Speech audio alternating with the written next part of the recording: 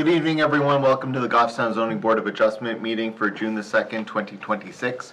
Would you all please rise and join me in the Pledge of Allegiance? I pledge allegiance to the flag of the United States of America and to the republic for which it stands, one nation, under God, indivisible, with liberty and justice for all. The Goffstown Zoning Board is an elected board of 5 members and up to 5 alternates appointed by the Zoning Board. Currently, the board has 5 elected members and 4 alternates. If anyone is interested in serving on the ZBA, please contact the Planning and Zoning Office at Town Hall for more information. The board has a posted agenda for each meeting and tends to follow the items in order. The board will open the public hearing on an application to receive testimony from applicants, abutters, and affected parties and ask questions about the appeal. The public hearing will then be closed, and the board will enter into a deliberative session to discuss the merits of the appeal. For each application, the board will decide to approve with conditions, deny, or continue the public hearing to a later meeting. You are welcome to watch the deliberations this evening, or you can call the zoning department at 603-497-8990, extension 815, to get the results. For an applicant's request to be approved, there must be an affirmative vote of at least 3 members. An applicant can request a continuance if there is not a full 5-member board to act on an application. Tonight we have 4 full members and 3 alternates with us, so one of those alternates will be a voting member, so we do have a full board this evening. If you, the applicant, an abutter, or any party to the action are aggrieved by a decision made by the ZBA tonight, you have the right to appeal to the Superior Court or the New Hampshire Housing Appeals Board. However, before appealing, you must request a rehearing with this board to preserve your right to appeal. Rehearing requests must be filled within 30 days of the decision and state all reasons why the decision was unlawful or unreasonable. Failure to request a rehearing may forfeit your ability to appeal. Now, starting to my left, we'll do introductions. Jack Shepherd, Building Inspector, Code Enforcement and Zoning. John Belleville, member. Leonard Stewart, member. Jason Cody, Vice Chair. Kristen Dawes, alternate. Bruce Buttrick, member. I'm Charlie Parley, alternate. Davis Allen, alternate. Thank you, everyone. Charlie, you'll be the voting member for tonight's hearing.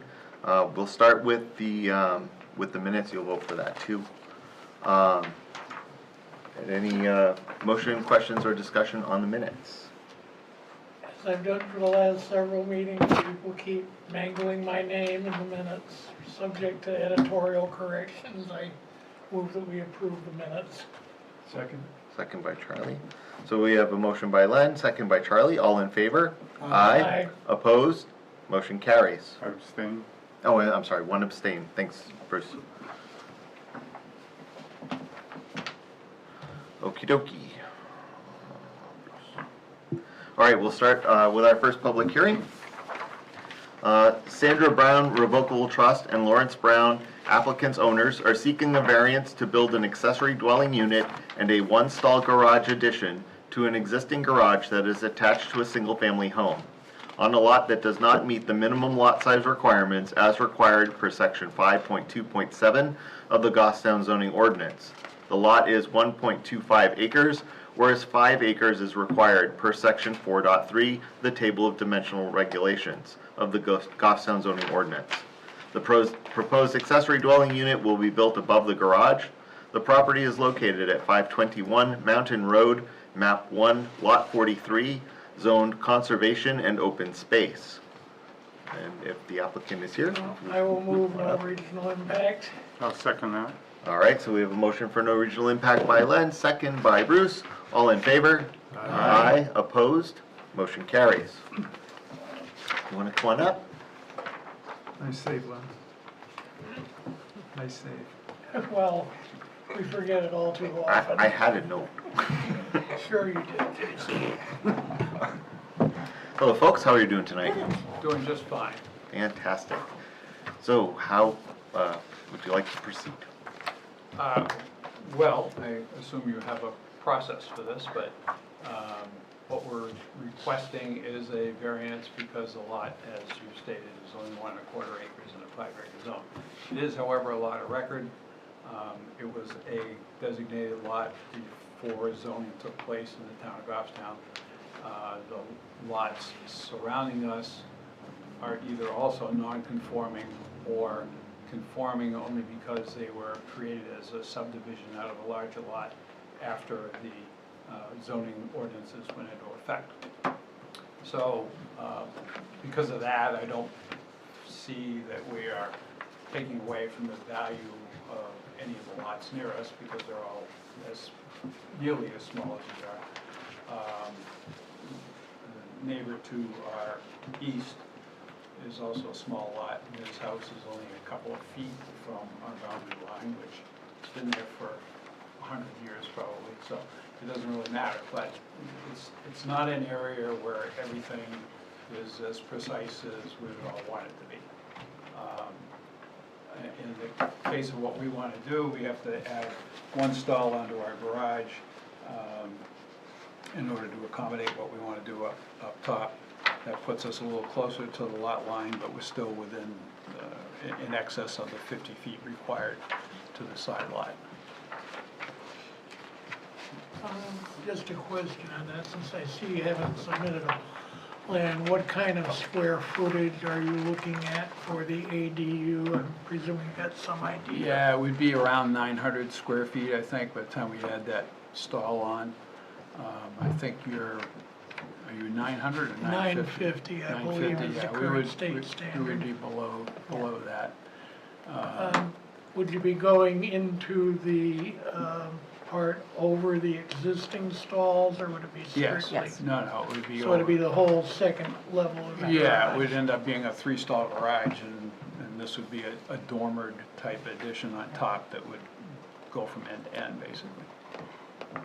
What are the dimensions of the addition? Is it 12 by 24 or? The addition on the garage would be about 16 feet to accommodate a stall and an entryway. And the depth of the garage, I believe, is 28 feet. 28, that's what you have.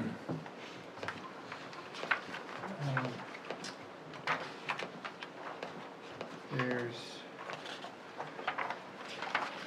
we have like a 5% coverage or something. Are we gonna be over that?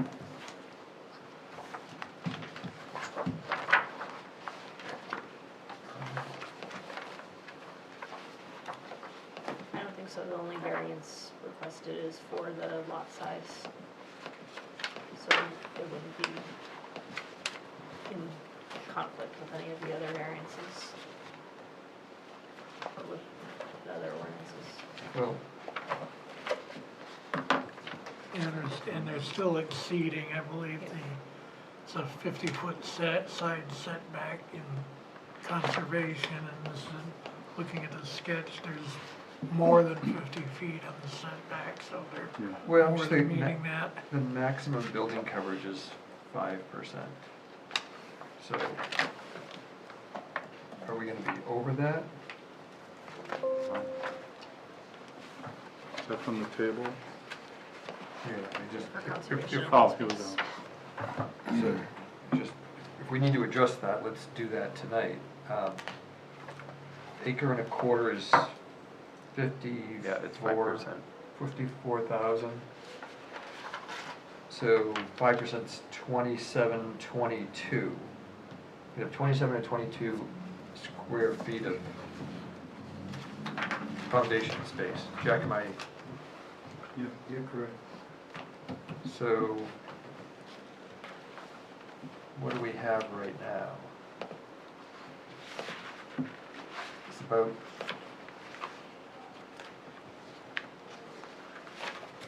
WTKBAS, what is that? Is that a deck or something? You're 28 by 4. What That's a is wood this? deck. Down on the bottom left-hand corner is the legend. Definitions. Oh. It's a wood deck. Okay, so you've got tons of room, so you've got 12 and 800, you have 2,000, you go to 27, and you're not adding 700 feet Okay, you're fine, sorry. Good call. Just, the only question I had was the distance between the completed new part and the edge of the property is 60 feet? Yes. Okay. So that's fine. Which is, as I said, in excess of the 50-foot Yep. setback. Okay. So the square footage on the footprint with the 16-foot add would be 1,232 square feet Okay, from your footprint in here. okay. So that would be, what did you say it was, 950? The, 950 is the ADU square, well. 16 ADU feet square added to this would be 1,232. That would be 44 by 28. With a 16-foot add on, which is there already, which is, I don't think it's a big deal, but I'm just. And you have the roof up top too. Is the roof changing? Roof line, is everything good? You're gonna be. Yeah, the roof will have So to you're gonna come- be bringing up a floor? Yes. Okay, So the roof- 950 okay, is, okay. will be on top of the footprint. So it's And you're not- putting a stairway to the outside? That's where you're gonna lose the extra square footage if you're doing an exterior stair or interior? Interior. Well, the Interior in the- Interior in the garage. So the which living is- area will shrink if you put the stair Right, area right. into that. Just good, stay under the 950 is what we're saying, right? Yeah, okay. Yep. Well, geez, you guys got all the questions I had because there wasn't any plan, so I was gonna ask a bunch of those, but thank you.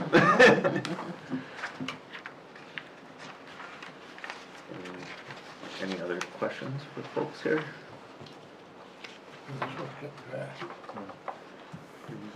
Davis, you good? I do have a little bit of a question. So, a couple of times you bring up the grandfather clause in your application on sort of the reasoning for it with the lot being a non-existing conformity, but doesn't making this addition then mean that you're no longer grandfathered? Well, I'm using the term grandfather clause in terms of being able to do anything on a lot that's not conforming. You know, I think I put in there, I came in and we came in 1976 or 77 for a variance to build the house to begin Right. with. And for the same reason, because the lot did not meet the 5-acre zoning. But it was deemed, well, this is a grandfathered lot, it's been a lot for who knows how many hundreds of years, so according to the ordinance, a grandfathered lot gets special treatment because it's been there for a long time. It isn't like we just subdivided 1¼ acres off of a big lot. Yeah, Davis, in this case, there's two types of grandfathers. There's the lot, and then there's the structure. And in their case, the structure is conforming as it is, but it's the lot size itself of the parcel that is non-conforming. Okay. But they already meet all setbacks and all other things. It's just the size that's not conforming, and that's why they're here. And it's the proposed change that removes the grandfathering from it and requires them to come and get approved under the current zoning regulation. If Their lot size continues to be So if- non-conforming. If the proposed change does mean that that violates the grandfather clause, then there's a lot of spaces where the only thing that they really refer to is it being a grandfather clause and I was just curious if they had other sort of information, like under the section 5A1, the no fair and substantial relationship exists between the general public purposes of the ordinance provision and the specific application of that provision to the property because, and it says that this is an old lot of record and therefore subject to the grandfather clause. So I was just wondering if there's more information from the applicant on the no fair and substantial relationship No, in my reading of that portion of the zoning ordinance was that it basically said if you've got a lot of record, it's subject to the grandfather clause, and therefore can't be treated as a lot to do something on as long as you meet the other requirements. You can't say you can't do anything on this lot just because it doesn't meet the total size, because it's an old lot, and you should be able to do something on the lot as opposed to it being a useless piece of property. Yeah, okay, so with the lot being non-conforming, you can still, because you had the variance, you can still build the structure, and that's not, so then adding the structure, addition to the structure with the ADU, then is not part of the grandfather clause, because it's the lot that's non-conforming, That would be right? my understanding, is. So Then why are they here? Because of the lot. Because of the But if lot. the lot is They- grandfathered, and Well, right, but you still need to have the variance because the lot is not conforming. Right in the ordinance, 5.27, the lot in which the accessory dwelling unit is located shall meet the minimum lot size requirements. It doesn't. The ordinance tells them they have to come and get a variance because it doesn't meet that. Even though it's a grandfathered lot, the ordinance says, oh, you gotta get variance because it's not a minimum size lot. And that's why we were asking all the other questions about the size and coverage and everything, because that goes to the lot and making sure that the structure is still Structure, conforming. right. The structure is still conforming, even with the ADU addition, so, which they're entitled to do by right. okay. So, the only problem is the lot. Larry, and somebody else can help answer this question too, but if you were just adding one more stall onto the garage, do you need a variance for anything? Yes, because I'm in a 1.25 acre lot in a 5-acre I'm zone. not sure. So No, my it's only understanding because would of be the that I would need. Under, I think only on the accessory dwelling Yeah. units, No, this just adding a- 5.27, Yeah. we gotta look to another section of doing an addition. I think that's more through grandfather, right. And that's dealing only with the structure, not necessarily the lot. Because then, if somebody wanted to build an addition to their house, I don't think there's, the regular ordinance says you've gotta come in with a non-conforming lot to get a variance, because you have a lot of record, but I'm not sure where that is. It's in the actual, I think it's just because the way the ADU law was written, yes. they are trying to leapfrog Supplemental over standard. all other zoning ordinances, but they wanted to at least put the provision in that you had to have the lot size be correct, that not everybody can just be putting ADUs in it. They have to at least be a conforming size. Yes, the way I read it, even if we weren't putting an addition on the garage, if we just wanted to do an ADU, you still would have to get variance because of the lot Because size. of lot size. Whereas if, I guess, the way the law is written now, if the lot was 5 acres, we wouldn't need a variance at all to put an ADU on, just. Building permit. If the lot was in an R1 zone, Yeah, you wouldn't be here either. Right, So, Jack, does he need a variance to add a deck on the back, or add one more stall to the garage, or put another bedroom on the back of the house? Does he need a variance for that? No. Okay, so the variance is just, and in fact, he could finish above the garage and have bedrooms and more space, and he doesn't need a variance for that. No. He only needs a variance because he wants that extra ADU. kitchen, The right? ADU, He wants yeah. that ADU. Under the supplemental standard 5.2. Okay. So it reverts back to 5.27. So I have a question, and this might be more for the board, but I think the applicant could weigh in on this, is if they came here today and they had nothing on the lot, but everything else is the same, and they were asking to build what they currently have as the existing structure with the ADU, is that they would have only had to come for one variance under existing zoning ordinance and law, but it's because they built a structure with the variance 1976, and then now they're making the addition of the ADU, they have to come twice for pretty much the same reason, because, you know, because it's been so many years. Change in the footprint, not the footprint, but the changing the square footage. The new, I'm gonna say, ordinance, we fast forward to today, ADU is a supplemental standard that's coming after their first variance of getting the original house, single family. Now the ordinance says, okay, if you do a ADU and it's on an existing non-conforming lot, get a variance. Because whatever reason, it says, go get a variance, because you're not 5 acres. The wisdom of Concord in action. Somewhat, yeah, so it's not right, whatever.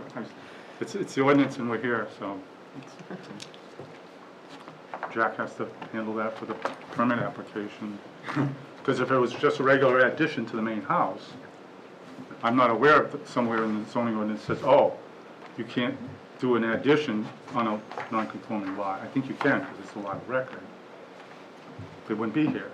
But because it's, that new work is ADO, that we have a specific requirement for that. It says, oh no, it's a lot, it's a substandard lot, sorry, you gotta come and get a variance.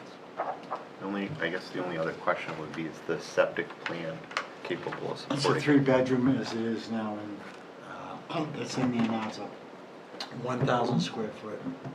I mean, 1,000, 1,000 square foot tank, which is a 3-bedroom that was back then when they built the house. So it's, is it still gonna be a 3-bedroom, or you can expand it to a 4-bedroom? Well, that's up for internal discussion. Yeah, well, It's currently a 3, and obviously there'll be a bedroom in, a 1-bedroom Right. in the ADU. Yeah. And we're talking about whether we convert one of the existing of the 3 in the house to a non-bedroom Non-bedroom. function. Storage. That's kind of room. acceptable, and the other alternative is a septic design when you go for the building permit for a 4-bedroom. Right. And you just need the design, you don't have to do the Right. work. So if we decide to change the function of one of the existing bedrooms to a non-bedroom, then we wouldn't need the No. septic design? No. Okay. Oh, that adds a little Credence to. credence to your request.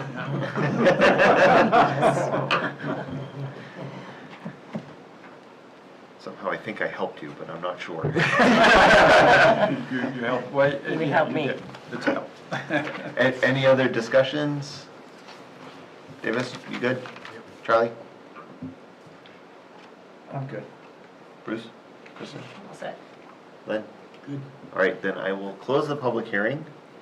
If you want to step back, if anybody out in public land wants to have a question, seeing none, I will close the public session and we will enter into deliberative. Thank you very much. You're welcome. Board, your pleasure. So I could address the board. My comments are, the use is by right. It's an existing non-conforming lot and area. The hardship is the town ordinance. It's You can't nothing- make that the hardship. Why not? The ordinance is a necessary. Excuse me for one hardship. second, guys. Jack, you want to just let them know they don't have to leave? Oh, you don't have to step out and stay. Well, my opinion, and I'm going to say, my opinion, the hardship was not the applicant's application. It's an existing situation that the ordinance says, oh, your existing lot, now you have to come and get a variance. But I'm just, the lot setbacks will be satisfied with zoning requirements regardless of the addition. All the lot setbacks are going to be satisfied, so that is good, I think. And again, so those are my comments of the case. I'm going to go down the variance criteria. Well, let's talk about the hardship, because I think that's what this pivots on. So, if you read HB 577 and the changes to 674, section 71 through 73, it says the municipality shall allow one accessory dwelling unit without additional requirement for lot size, setbacks, aesthetic requirements, design review requirements, frontage, space limitations, or other controls beyond what would be required for a single-family dwelling without accessory dwelling unit. Meaning, municipality shall allow an accessory dwelling unit without additional requirements for lot size. So there's some ambiguity there because the state is saying that we can't add a requirement for lot size.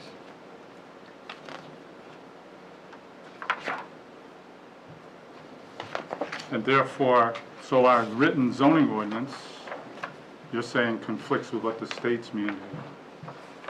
Because we require, and again, that's our zoning ordinance says, it requires the minimum lot size shall be per the table of dimensional requirements, which is 5 acres. But I contend that they're not creating a new lot for the ADU. They're in an existing lot of record, which is substandard. It's an existing non-conforming lot of record. And that hardship is this ordinance. It's nothing that they've done. The other part of it says, any municipal regulation applicable to a single-family dwelling shall also apply to the combination of a principal dwelling unit and an accessory dwelling unit, including but not limited to lot coverage standards. So, let's just read that one more time. Any municipal regulation applicable to a single-family dwelling shall also apply to a combination of a principal dwelling unit and accessory dwelling unit. So we've allowed a single dwelling unit, and the state is saying that any provision that allows for the single dwelling unit also allows for an ADU. Like, how can we allow them to have a single family and not allow them to have an ADU? It's a fee simple lot. They own it as a single family home. That's what I'm saying, is that our ordinance is not in favor with what the state wants to see happen. Because our ordinance is requiring extra. It's requiring that ADU to go in an existing lot, to go as if it was a brand new, creating a brand new lot. And you can't do that. I mean, the hardships from the ordinance saying, you've got to conform this existing lot to new dimensional requirements. It's physically impossible. Right. The lot exists. Nothing that they did. They're doing a use that's permitted, single family with an ADU, Yeah, okay. by right. No, I understand, it's very complicated what the state's been throwing at us to. And we'll continue to throw Right, I at know.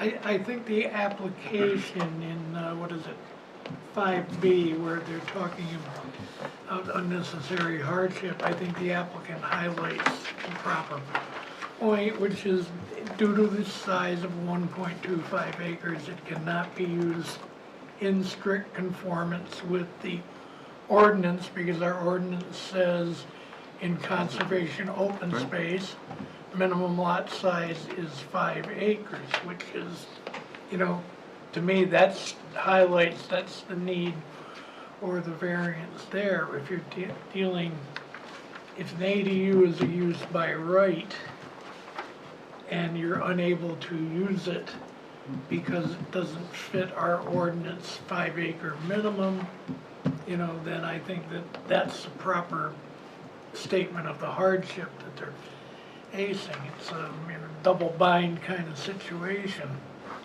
I think you make a good point, Len. I think, though, we should see if what they wrote under 5B applies under 5A, because if we look at the criteria of 5B, it's if the criteria in subparagraph A are not established, an unnecessary hardship will be deemed to exist if and only if owing to special conditions of the property that distinguish it from other properties in the area, so on and so forth.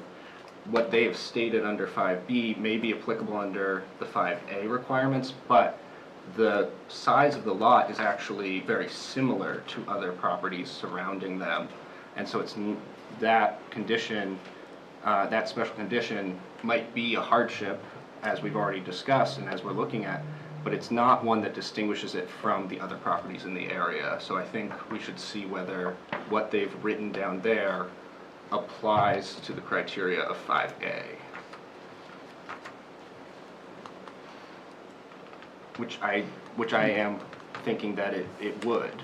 But I would just say that saying the size of the lot being 1.25 acres is a special condition that distinguishes it from other properties in the area would not be in line with other things that they've said about the 5 of the 6 abutters.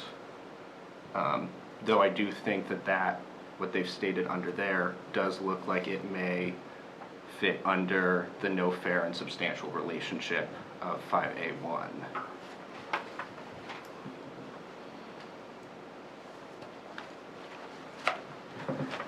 And I think the end of 5B,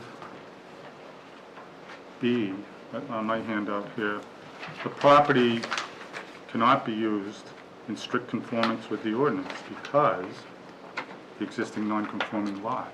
And that's of the requirement of 5.2.7. I think that's both that, and that's why the hardship is from the ordinance. It's not their actions. Their actions are clear in the sense of an ADU is permitted by right. There's no side yard setbacks, from the new addition. The only issue that, and again, it's driven by this ordinance of ours, that shall meet the minimum lot size of table 4.3, which is a 5-acre lot, but it's a lot of record. I just hate using that terminology because it's expressly prohibited. So, So, sorry, I'm Okay. just gonna, I was just sitting here reading 674-72 again from the state. And the way that I'm reading it, I read it, so I'm looking at the New Hampshire Housing document on this, and on it's ADUs. the same exact verbiage of the state RSA. Right, but one of the things brings up a point where, I can't remember where it was. I think it was section 6 or 7. But basically, it's saying that we can't adopt a new standard, but if there's already one there, you can. The only thing that it can't do is prohibit it if it was allowed on the other, like on the house itself. The house itself would not be allowed to make a change without coming to the board because of the lot size restriction. So the lot size restriction would carry to the ADU that they're trying to build. So I think I agree with Bruce, the hardship is the Our ordinance. thank you, the ordinance itself. It's not superseded by anything from the state in this case, because we're not making any new changes to that ADU regulation. It's already in existence. And it would be subject to the single-family home as well. So I think that this is the case where it's the ordinance that's the problem. Yeah, So I would agree with that. thank you. Anyone else? And I would just say, what you said, I do agree with your interpretation of that because it makes absolute sense. If anything coming out of Concord does.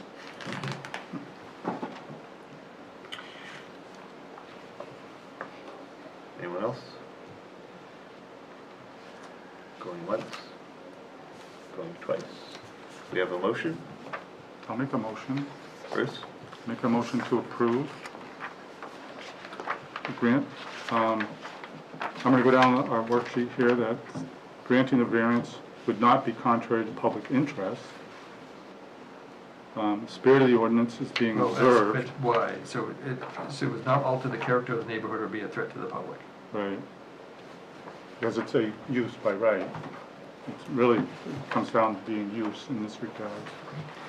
Spirit of the ordinance would be observed because they are doing the spirit of the ordinance with putting in the ADU. Granting the variance would do substantial justice, obvious reasons. The values of surrounding properties would not be diminished. Any new construction typically improves. We get down to the unnecessary hardship, and owing to the special conditions of the property, existing non-conforming lot, distinguishes it from other properties in the area. There's some close that are similar, but there's other large ones as well. Denial of the variance would result in an unnecessary hardship because, and I say A really, It's a right, Yeah, it's a right, but I think the other section is more applicable on the unnecessary hardship. It's deemed to exist because of the special conditions of the existing non-conforming lot. The property cannot be used strictly in conformance, and used in strict conformance with this ordinance. The variance is therefore necessary to enable a reasonable use, that is, a use by right in this case, and the property can not be used in strict conformance with the ordinance because the ordinance is restrictive. It's not, the doings of the ordinance is what's causing this, the variance request. And in conflict with HB 577 and RSA 6784, 71 through 73. In the continued muddiness of that, yes, right. I hasn't caught up to that or whatever, but anyway, long and short of it, it's, the hardship is the ordinance. I would just say we should probably add that it has to meet ADU requirements and can't exceed 950 square feet without another variance. Correct. I mean, they're not use Right. or dimensional variance, but conform with all the other requirements for ADUs, the building permit requirement. I'll second. Go ahead, John. Yep. Don't fight now. Yeah. We'll arm wrestle for it. All right, so we have a motion by Bruce, second by John? John, thank you. I was gonna say Len because I forgot your name for a minute, I am so sorry. All those in favor? Aye. Opposed? Motion carries, you have your variance. Thank you. Thank you for your time. Okey dokey. We didn't think it was gonna be that complicated, did we? We're gonna hand this Interesting. out. Interesting statute that the state has thrown at you folks to comply with. Yeah, we can't make anything easy. It's not easy for the applicant to interpret that. It's the more restricted One for you? All right, just moving on to our next agenda item, which currently doesn't exist, but I'm gonna just quickly add one. Bruce sent over a document here for discussion about some of the interesting things we ran into last time. So Bruce, go ahead and take the floor. So in my absence, I was watching one of the meetings, no, actually I read the minutes, and you had to wrestle with the multifamily definition. It's poorly defined, or it really wasn't well defined for you to act on.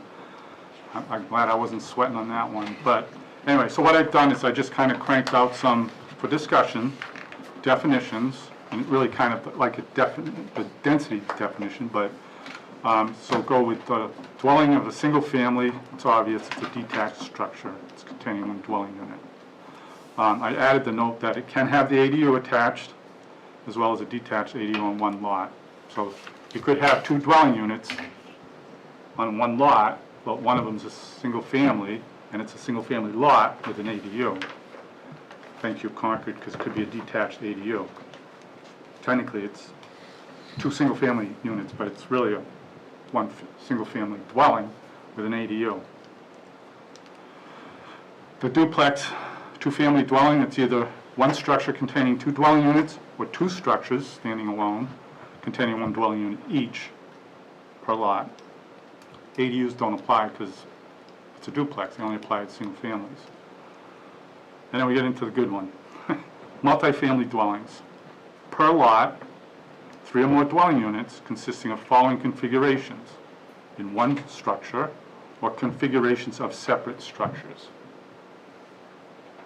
Maybe draw out a little map or whatever. Again, ADUs don't apply.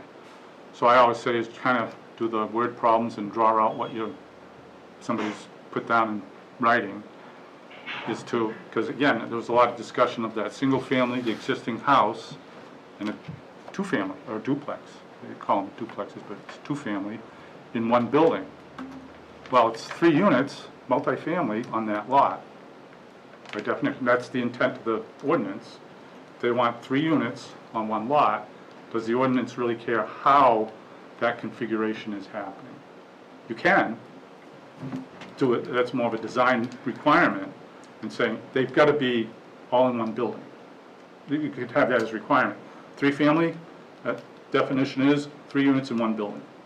So they have this existing building, they add two units to it. That could be simple. Or say, hey, designer's choice. They want to do 3 units. However, on that one lot, that's by right, 3 unit lot, multifamily on that lot, they want to do 3 standalone units. There's 3 dwelling units, it's multifamily. Even though there's 3 detached buildings. Or it could be a duplex or a 2-family unit in one building, one structure, and a standalone structure. There's 3 units, it's a multifamily. So again, just to clarify for us, obviously we've got to go to the planning board to get the definition, the ordinance written, but we're on the enforcement, on the interpretation of the written ordinance. How does the planning board envision multifamily as well? Really to clarify it for us, because I kind of started wrestling with that, and I was like, man, geez, Yeah. what a discussion that is, and it's just, my comments, one welcome to trip in, or Yeah. whatever, Go ahead. Yeah, I know, I had to go into, do we as a board even have the authority legally to do a variance against a glossary term?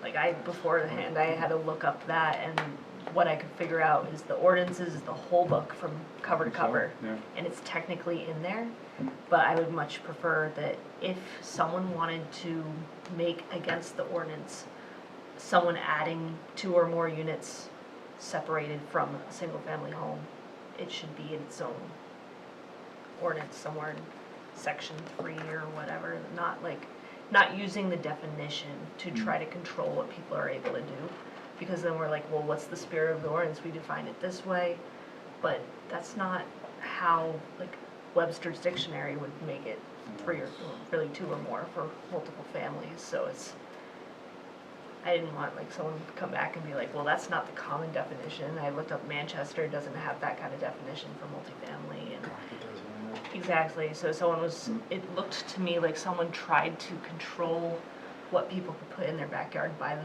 definition, but it was really I don't know, couldn't quite figure out, but to eliminate Either that or something like, somebody being too clever, one or the other. yeah. Well, too clever by half.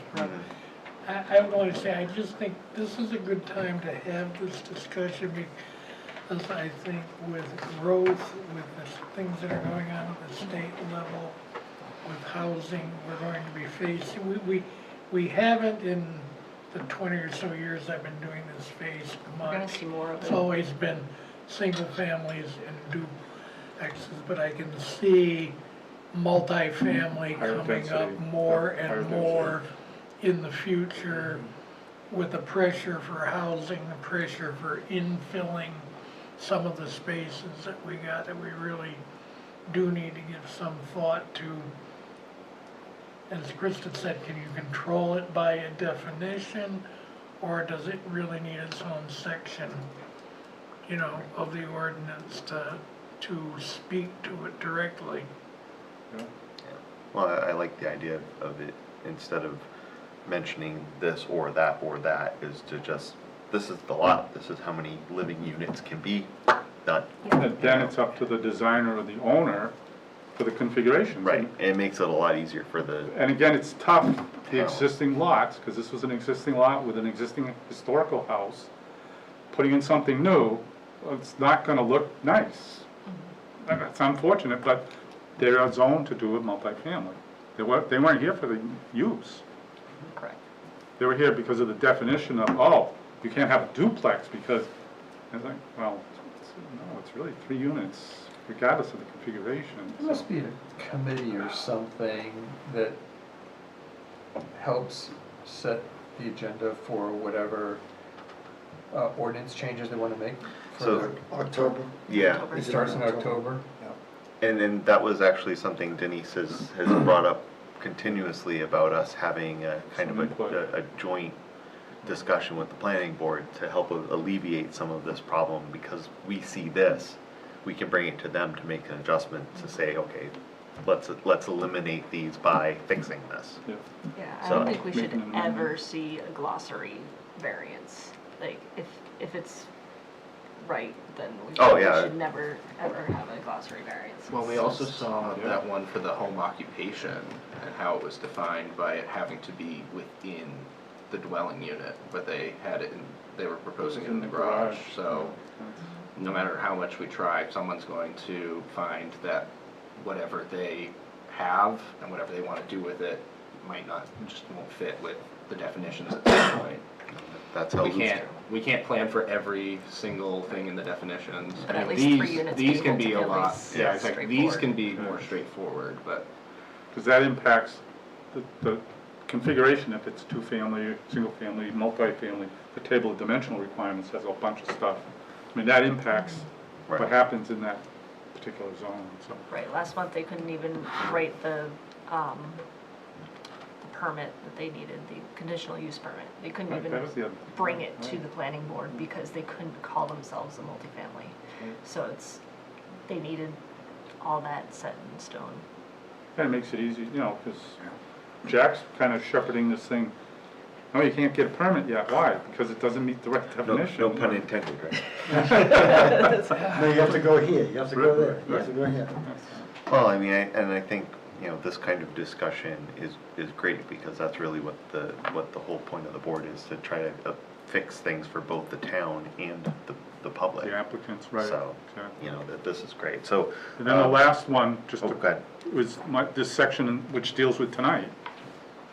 5.2.7, again, with ADUs, shall be permitted on existing non-conforming lot in regards to lot area and frontage on a lot of record. That's the existing lot. It would still have to conform with side yard setbacks, front setbacks, whatever, because obviously you don't want to be crowding the edge of a non-conforming lot. Then that would be a legitimate concern, to have to come and get a variance because, well, we're going to be 15 feet from the lot line. Well, geez, you're kind of close. Maybe you should put the addition on that side, you know, whatever, just.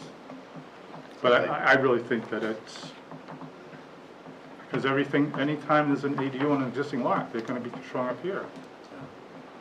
And just, it's a lot of work. I mean, I don't know if that's the intent, is to bring them forth to say, okay, yep, it's a lot of record and the hardships of the ordinance, not necessarily what you're doing, which you can do by right. Well, I think the state's thinking probably on that was more to just grease the skids so that ADUs would go through with, you know, minimum requirement for But I think regulatory that's- stuff, just thinking of what the ADU Right. process was Right, prior. prior to all of the legislation of the Right. last 2 years. It was a much more complicated process. Some and- towns had, oh, you're doing an ADU? That's another unit. You've got to have the same amount of area as a single family. And so now they're requiring double the lot size for somebody on an existing lot to say, well, it's an ADU, it's not a whole unit. I know of a town that did that, and it was like, oh, geez, that's a bit of a hardship, because it's like, whatever. So they're trying to ease up that Yeah, additional supplemental requirements, because it's a ADU.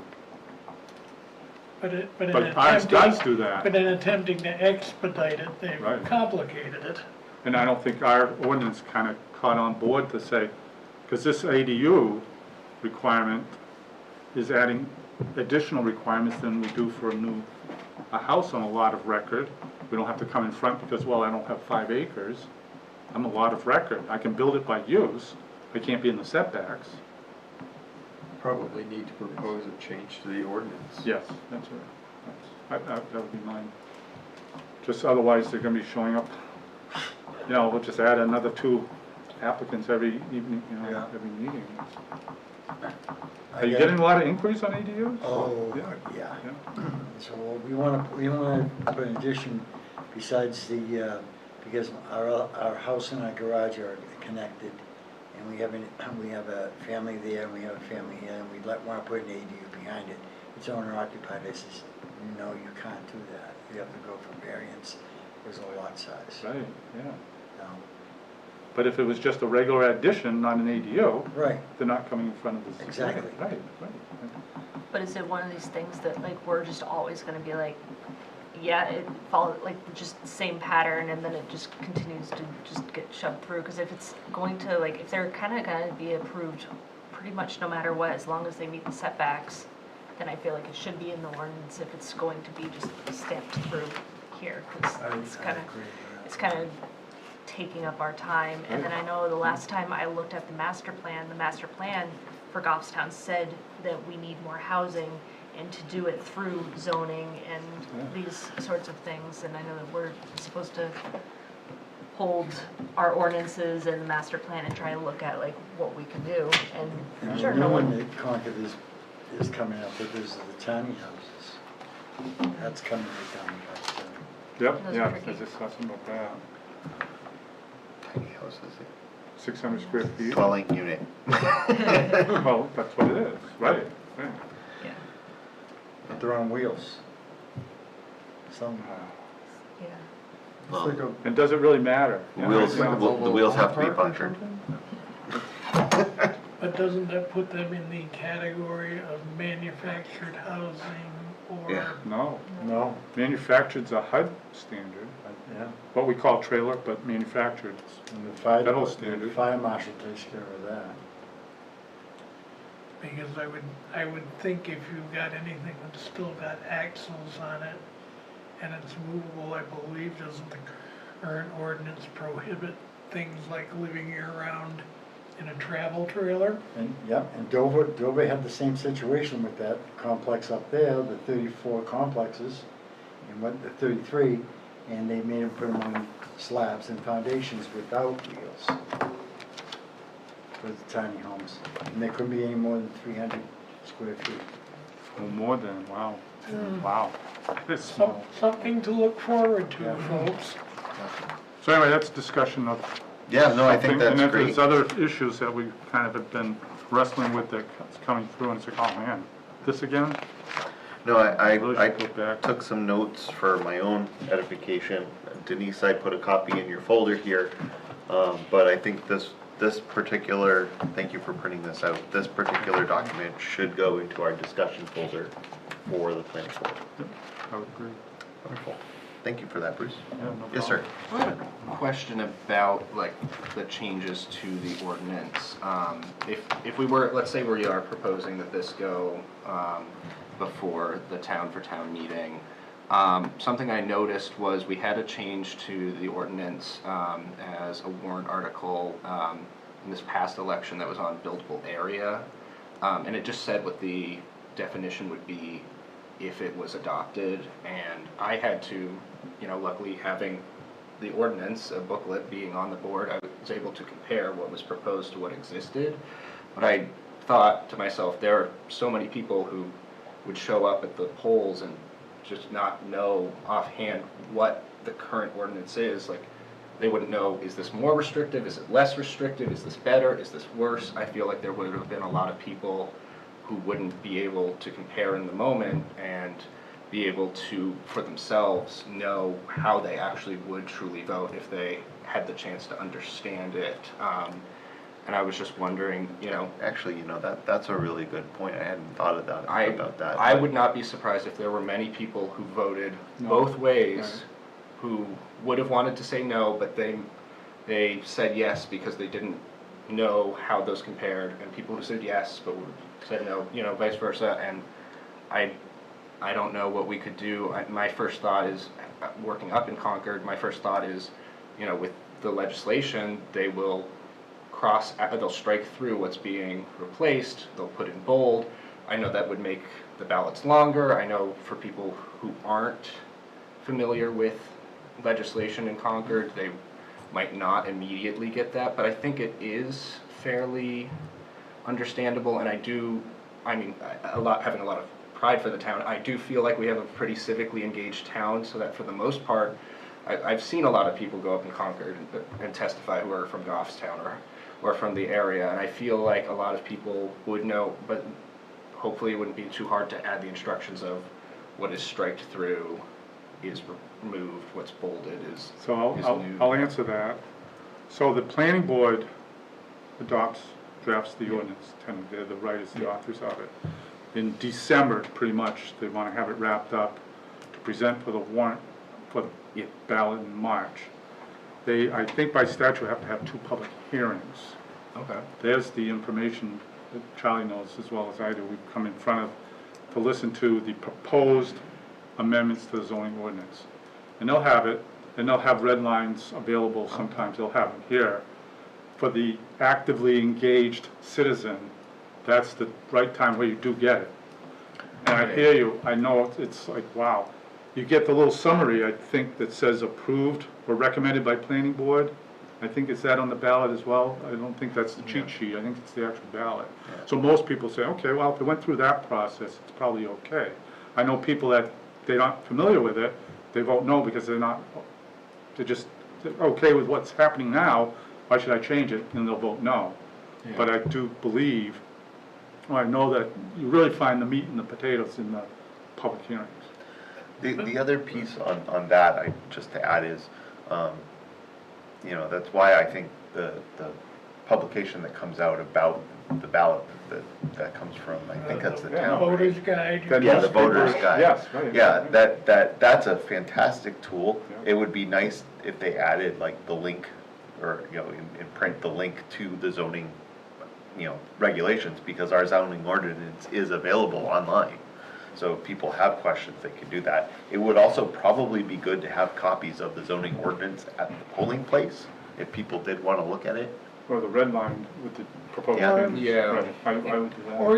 Or even more simply in the voter's guide, old language, new language, so that you've got a side-by-side comparison of them in the moment that you're reading it, because I don't think you can, for the most part, my estimation is about 95 to 98% of people are oblivious to stuff like that, and unless it's right in front of their faces, they're not going Well, I get to the do sense, it. yeah, to your point, I get the sense that people vote based upon what the planning board recommended. Yep. Yep, Yeah, I would I would say, agree. And that's what I always did until this last year. Or if they have a grievance against the planning board, then you Right. vote Correct. strictly against. Right. But to get back to it, I recognize that there's only so much we can do, but I don't think that the voters who aren't as civically engaged as others, for whatever reason, should be punished for only, because we don't know their situation. We don't know if they are taking care of an elderly parent and a new child and this and that and working nights, and that that's why they can't show up, but they made as much time as they could to go and vote, and suddenly they're punished for not having been actively engaged for the last 6 months on this matter. Yeah. You know? Again, only so much we can do, but That actually is discussed at the planning board, what the verbiage is gonna be and how they wanna present it to the, Oh, on the ballot, that's Yeah. right. Yeah. That's- yeah. So they always have there's always a little thing about, you can find the details, I think, at the planning department, or here's the link to the planning department for the actual changes or something. Somewhere I've seen that, it's like, oh geez, now you go find, you know, I usually Another know, step. I think Bruce is on some of the longer, more technical Right. amendment stuff where they can't, to take 3 pages to present the full language. and case in point was we did a big rewrite on that open space ordinance. Right. And I had a lot with it, and to have put that down, that would've been 3 pages almost of the whole detail of that ordinance that was being proposed, because they struck the old one out. Basically, they rewrote the whole section 12, I think it was. Yes. No, it's a good point. I mean, Good discussions, everyone. I think this is great. I mean, I didn't know much about this stuff, and that's why I ended up on the board, right? But I didn't until I had to get a variance myself, So, Yes, I remember you getting beat up for variance. I got beat up pretty good. Did you? Oh, yeah. Really? Oh, yeah. Oh, yeah. As a matter of fact, According to you? I was pretty happy that we had some of those technicalities. So, but that's a story I'll be happy to share later. If anybody has anything else, otherwise we'll accept a motion to adjourn. Move to adjourn. Motion by Lynn, second by Charlie. All in favor? Aye. Opposed? Motion carries. Thank you all and have a great night. Yeah.